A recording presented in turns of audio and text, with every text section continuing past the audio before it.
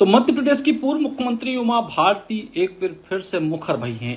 एक तो पारिवारिक, उनने तमाम सारी अपनी बातें और तमाम सारी जिम्मेदारियां करी हैं। दूसरी तरफ उनने भारतीय जनता पार्टी, कांग्रेस दोयन पे निशानो साधत है, भाजपा को भी निशाने पे लो है। और उमा भारती ने एक एक करके कई सारे ट्वीट करे हैं जिनमें उनकी राजनीति और परिवार को लेकर कई सारी बातें सामने आई हैं। उमा भारती लिख रही हैं कि ग्राम डूंडा, जिला टीकमगढ़ के लोधी वंश के जिस परिवार में जन्मी, वहां मेरे संयस्त जीवन के पूर्व के 4 भाई और एक बहन थी, जिसमें से 2 बड़े भाइयों का एवं एकमात्र बहन का निधन हो चुका है। मैं सबसे छोटी थी, इसलिए बहुत लाड़ प्यार से पली। फिर 6 वर्ष की आयु में सामाजिक जीवन में आकर प्रवचन शुरू हो गए। देश विदेश में मेरे प्रवचन सुनने वालों ने मुझे बाल गोपाल ही कहा। मेरे परिवार ने मेरी राजनीति के कारण बहुत कष्ट उठाया। अब हम आपको सुना रहे हैं कि आखिर की तरीके के ट्वीट उमा भारती ने करे हैं। ग्राम डूंडा, जिला टीकमगढ़ के लोधी वंश के जिस परिवार में जन्मी, वहाँ मेरे संन्यास्त जीवन के पूर्व के 4 भाई और एक बहन थी, जिसमें से 2 बड़े भाइयों का एवं एक मात्र बहन का निधन हो चुका है। मैं सबसे छोटी थी, इसलिए बहुत लाड़ प्यार से पली। फिर 6 वर्ष की आयु से सामाजिक जीवन में आकर प्रवचन शुरू हो गए। देश विदेश में मेरे प्रवचन सुनने वालों ने मुझे बाल गोपाल ही कहा। मेरे परिवार ने मेरी राजनीति के कारण बहुत कष्ट उठाया है। शायद ही मध्य प्रदेश भाजपा के बड़े पदों पर बैठे नेताओं के परिवार ने इतने कष्ट उठाए हों। सरकार चाहे कांग्रेस की रही हो या भाजपा की, मेरी वजह से उनकी खूब प्रताड़ना हुई। लूट, डकैती जैसे झूठे आरोप लगे और कोर्ट में हमेशा वह पूरी तरह से निर्दोष साबित हुए। मेरे भाइयों की संतानें मेरी छवि की चिंता के कारण स्वयं जितनी योग्यता रखते थे उतनी तरक्की नहीं कर पाए। मेरे एक भाई के बेटे राहुल को टिकट देना परिवार पर कोई एहसान नहीं था, पार्टी की मजबूरी थी। बुंदेलखंड में भाजपा को इससे नुकसान हो सकता था। मेरा परिवार तो जनसंघ के समय से भाजपा में है। राहुल और सिद्धार्थ राष्ट्रीय स्वयंसेवक संघ में बाल स्वयंसेवक थे, तब मैं राजनीति से कोसों दूर थी। मेरा परिवार जनसंघ से जुड़ा था। भाजपा अगर मुझे चुनाव न लड़ाती तो मेरे परिवार के भाई या भतीजे सांसद या विधायक बहुत पहले बन गए होते। टीकमगढ़ जिले में सामंती शोषण के आतंक की जड़ें भाजपा के राज्य में भी उखड़ नहीं पाई थी। राहुल ने अपनी पत्नी उमिता सिन्हा को जिला पंचायत का अध्यक्ष बनाकर पूरे बुंदेलखंड के सामंती आतंक के गढ़ को चुनौती दे दी। अब दोनों पति पत्नी शान और स्वाभिमान के साथ राजनीति करते हैं। मेरे चारों भाई ऐसे ही रहे। मेरे पिता और दादा भी ऐसे ही थे। ऐसे परिवार में जन्म लेने से प्राप्त संस्कारों से ही राजनीति में कई मुकाम मैंने हासिल किए।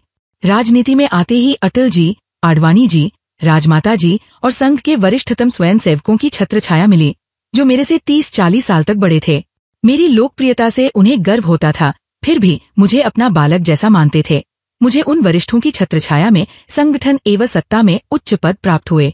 2009 में सुमन भाभी की मृत्यु एवं स्वामी भाई की दुर्घटना के दुखद हादसे के बाद मेरी जिंदगी में 9 साल की नित्या और 4 साल के नील आ गए और उनके प्रति मेरे स्नेह एवं जिम्मेवारी के बोझ से मेरा बचपना पीछे छूटने लगा, किंतु उसका कुछ अंश शेष रह गया। अब नित्या 25 की और नील 20 का है। दोनों उच्च शिक्षा प्राप्त कर रहे हैं। दोनों बेहद बुद्धिमान, सुंदर, ज्ञानी एवं जीवन की ऊर्जा से भरपूर हैं। दोनों बेहद भोले हैं। मैंने कई बार झुंझलाहट में उन्हें परेशान किया है। उन्होंने भी उसका प्रतिरोध किया, लेकिन हमारे आपस की आत्मीयता कम नहीं हुई। अभी कुछ दिनों पूर्व मेरा स्वयं का व्यवहार दोनों के प्रति मुझे अनुचित लगा। इससे उनको कष्ट भी हुआ, तो हमने निर्णय लिया कि नील अब मेरे संन्यास्त जीवन के पूर्व के 3रे नंबर के बड़े भाई एवं उनके परिवार की छत्रछाया में रहेगा। नित्या अब 25 की है, उच्च शिक्षा प्राप्त करके किसी उच्च पद पर ही आसीन होगी। मैंने उनके चाचा एवं उनके परिवार को दोनों की ही जिम्मेदारी दे दी है। मेरे इस निर्णय से शायद वो आहत हुए होंगे।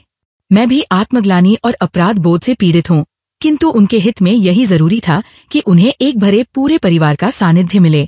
मैं तो हमेशा प्रेम से भरी हुई एक बदली की तरह बहुत दूर ऊंचाई पर उनके जीवन पर स्नेह बारिश का सिंचन करते हुए मंडराती रहूंगी। उनका ध्यान और उनकी रक्षा के दायित्व से कभी अपने को मुक्त नहीं करूंगी। आज अपने परिवार से एवं उन दोनों से माफी मांगती हूँ।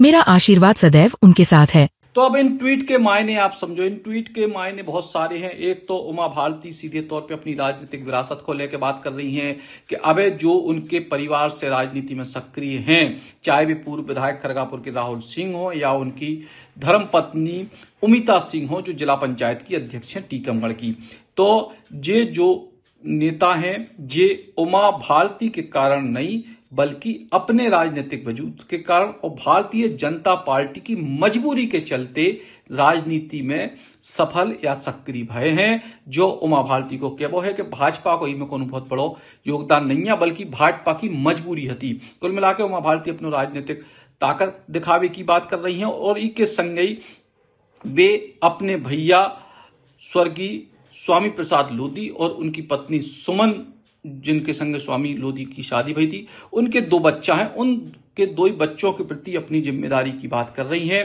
कि उन 2 बच्चों के प्रति चूंकि अब उनके माता पिता नहीं है और यही वजह से उमा भारती की जिम्मेदारी थी और उनने अपनी ये जिम्मेदारी को अपने भैया यानी उन 2 बच्चों के चाचा को सौंपे है और संग ही इन बच्चों को ख्याल भी रखत रहे हैं। तो कुल मिलाकर जी प्रकार की वर्तमान की परिस्थिति है कि उमा भारती राजनीति में बहुत ज्यादा सक्रिय नहीं है, लेकिन एक तरफ वे अपनी राजनीतिक विरासत को लेकर जो बात कर रही हैं को लेकर उन्होंने बहुत स्थिति स्पष्ट करी है और ई के संग ही उनकी जो पारिवारिक जिम्मेदारी थी, बाकी तो परिवार के सब लोग सेटल हैं, लेकिन चूंकि स्वामी प्रसाद लोधी जो उमा भारती के सबसे करीबी भैया थे, उनकी शादी बहुत देर से भई, उसके बाद उनके बच्चा भय और 2 की स्वामी प्रसाद लोधी उनकी धर्मपत्नी की मृत्यु हो चुकी है, तो उनके बच्चों के लालन पालन की या आगे भविष्य की जिम्मेदारी उमा भारती की एक तरीके से थी। तो उस जिम्मेदारी को लेकर भी उनने स्थिति स्पष्ट करी है, लेकिन खुले तौर पे सार्वजनिक तौर पे ई प्रकार की बातों को का तात्पर्य है जो मतलब तो उमा भारती जानती हैं, लेकिन अगर पारिवारिक के अलावा राजनीतिक बातों की बात करें तो उनने भाजपा को स्पष्ट जो संदेश दो है कि भविष्य में जो राजनीति उनके परिवार के लोग करें वे अपने दम पे करें।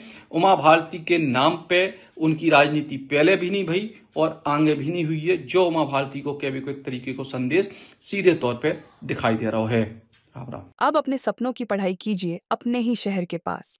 सागर शहर से मात्र 12 मिनट की दूरी पर स्थित है ज्ञानवीर विश्वविद्यालय, जहां आपको मिले सुविधाजनक बस सेवा, आधुनिक कैंपस इंफ्रास्ट्रक्चर, अनुभवी शिक्षकगण और एक उज्जवल करियर की गारंटी। यहां उपलब्ध है प्रमुख पाठ्यक्रम जैसे management, pharmacy, agriculture, engineering, law, fine arts, hotel management, संगीत और नृत्य, पत्रकारिता और जनसंचार, परफॉर्मिंग आर्ट्स, जनरल कोर्सेज, शारीरिक शिक्षा, योग, पीएचडी सभी विषयों में। नए सत्र के लिए प्रवेश प्रारंभ हो चुके हैं। अधिक जानकारी के लिए संपर्क करें 977 0 522 117 या 977 0 523 279।